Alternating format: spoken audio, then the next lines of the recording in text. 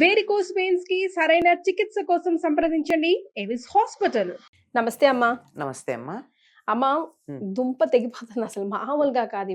ఈ శీతాకాలంలో అయితే ఉమ్. చూసారా, థ్రోట్ ఇన్ఫెక్షన్ పాస్ 15 డేస్ నుంచి ఏం చేసినా పోవట్లేదు. ఎన్ని టాబ్లెట్లు అని మింగాలి, అలసిపోయాను నేనైతే. మరి ఏం చేయాలంటారమ్మా? ఏదైనా అమ్మా, మంచి ఇప్పుడు వచ్చే థ్రోట్ ఇన్ఫెక్షన్ అనారోగ్యం వల్ల కాదమ్మా, డస్ట్ వల్ల వస్తుంది. కరెక్ట్.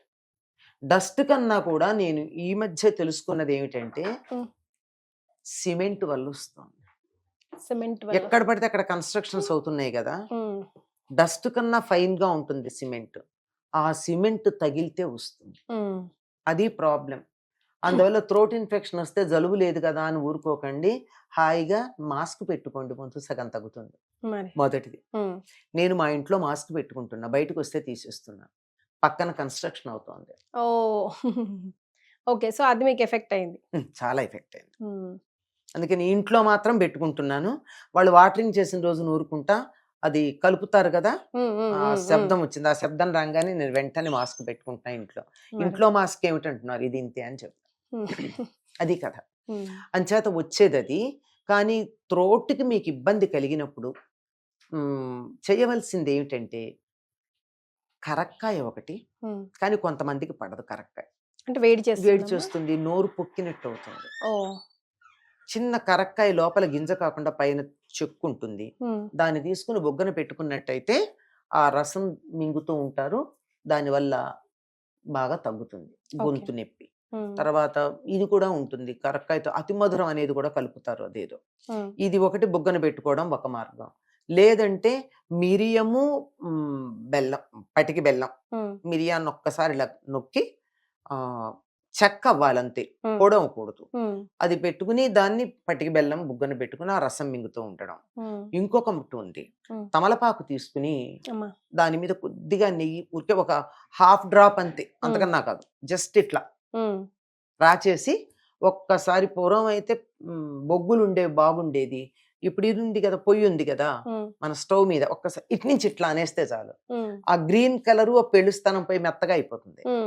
దాంట్లో ఒక్క మిరియం పెట్టుకుని, ఈ తొడిమలు ఇటు తీసేసి 2 మిరియాలు పెట్టుకుని దాన్ని ఇలా మన కిళ్ళీలాగా కట్టేసి అది బుగ్గన పెట్టి ఒక్కసారి కొరకాలి. కొరికితే ఏమవుతుంది, ఆ మిరియం మాత్రమే విరగాలి, విరిగేటట్టుగా కొరికి బుగ్గన పెట్టుకుని వచ్చిన రసం మింగుతూ ఉంటే గొంతు నొప్పి తగ్గుతుంది. గొంతు నొప్పి తగ్గుతుంది. పైగా ఇక్కడున్న ఫ్లెమ్ ఏదైతే ఉందో అది నెమ్మదిగా, దగ్గు కూడా వస్తుంది, ఏం పర్వాలా, దగ్గొచ్చి ఫ్లెమ్ విరుగుతుంది, బ్రేక్ అయ్యి బయటకు వస్తుంది. ఇది సరైనది. గొంతు నొప్పి అయితే.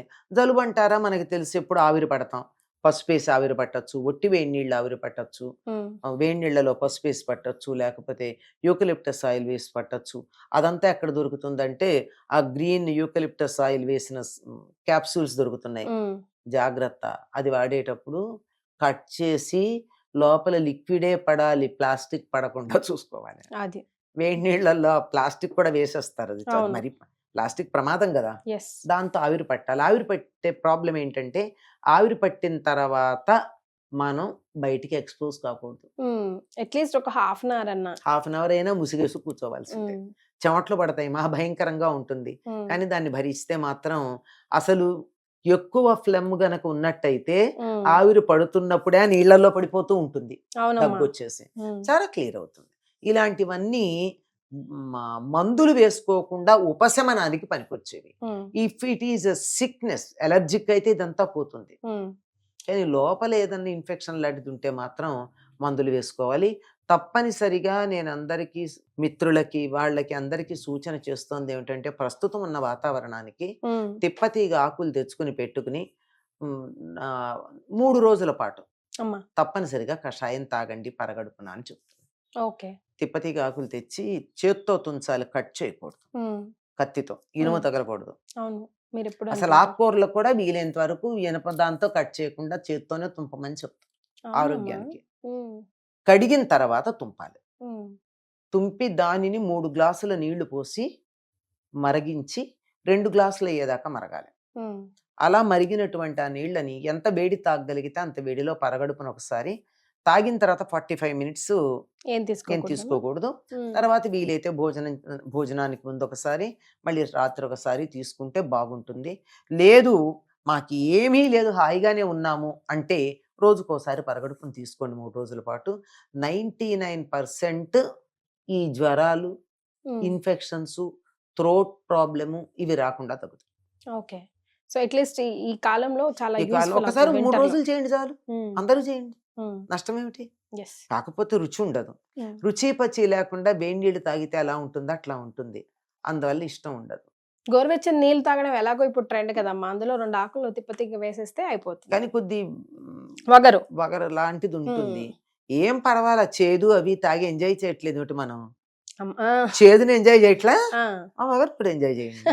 అలవాటు పడిపోతారు. అంతే సింపుల్ గా. ఆ, అయితే అల్లంతో కూడా చాలా బెనిఫిట్స్ చాలా ఉన్నాయి ఉంది. కదమ్మా. అల్లం చాలా మంచిదమ్మా. అల్లాన్ని మనం వంటల్లో తరచుగా వాడడం అన్నది ఉంది. అల్లం కన్నా కూడా శొంఠి ఇంకా మంచిది అంటారు. It is treated. ఊరికే ఎండబెట్టింది అంటాం కానీ డ్రైడ్ జింజర్ అంటాం. డ్రైడ్ జింజర్ కాదు అది. It is a processed one. అది ఇంకా చాలా మంచిది. అదైతే మనకి ఎంత కావాలంటే అంత పౌడర్ చేసి వాడుకోవచ్చు.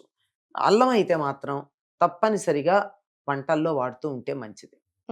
ఏమీ లేకపోతే కూడా ధనియాలు, జీలకర్ర, అల్లం కచ్చా పచ్చాగా దంచి నీళ్ళల్లో వేసి మరిగించి ఆ కషాయం, అల్లం ధనియాల టీ అంటూ ఉండేవాళ్ళు మాకు. ధనియాల కాఫీ, టీ కాదు. టీ ఇప్పుడు ట్రెండ్. పూర్వం కాఫీ ఒకటే కదా, ధనియాల కాఫీ అనేవాళ్ళు. అలా గనక తాగినట్టయితే కూడా మంచి రెసిస్టెన్స్ వస్తుందమ్మా. అల్లానికి ఉన్న లక్షణం ఏమిటంటే శరీరంలో ఎక్కడ ఇన్ఫ్లమేషన్ ఉన్నా పోగొడుతుంది, ఏ ప్రాబ్లం ఉన్నా. కాకపోతే ఒక్క జాగ్రత్త తీసుకోవాలి, తొక్క ఉండకూడదు. ఎట్టి పరిస్థితుల్లో ఉండకూడదు. అల్లం మీద ఒకటి, బాదం పప్పు మీద ఒకటి, మన ఆలుగడ్డ మీద ఒకటి. తొక్క ఆరోగ్యానికి మంచిది కాదు. మిగిలినవన్నీ తొక్కలతో తీసుకోవచ్చు. బాదం పప్పు అయినా తొక్క లేకుండానే తీసుకోవాలి. అందుకే నానబెట్టి పైన ఉన్నటువంటి పీల్ తీసేయమంటారు. అట్లాగే అల్లం కూడా ఎట్టి పరిస్థితుల్లో ఆ దాని పైన పొర ఏదైతే ఉందో అది ఏం చేస్తుంది అంటే అల్లం యొక్క ఎఫెక్ట్ ని న్యూట్రలైజ్ చేస్తుంది. సో వేసుకొని లాభం లేదు, ఇంకా ఏం లాభం లేదు. అందువల్ల దాన్ని విడిగా తీసేసి ఆ పైన ఉన్నటువంటి దాని పీల్ ఉంది కదా, దాన్ని తీసేసి అది వాడుకోవాలి. చాలా మంచిది ఆరోగ్యానికి. ఏమీ లేకపోతే కూడా ఇంత అల్లం ముక్క తీసుకుని దాని మీద కొంచెం ఉప్పు అంటించి బొగ్గన పెట్టుకుంటారు. అవునమ్మా, చాలా బాగుంటుంది. ఇంకా దాన్ని ఇది కూడా చేస్తారు, భావన అల్లం చేసుకుంటే ఇంకా మంచిది. అల్లం మురబ్బా లాగా అంటున్నారా? మురబ్బా కదా, భావన వేరు. సో మాట్లాడుతూ ఎన్ని చిట్కాలు చెప్పారు అమ్మ. వీడియోని దాచుకోండి, ఎందుకంటే లైఫ్ లో ఫుల్ గా యూటిలైజ్ పడుతుంది. అంతే కదమ్మా. ధన్యవాదాలు. నమస్తే అమ్మా.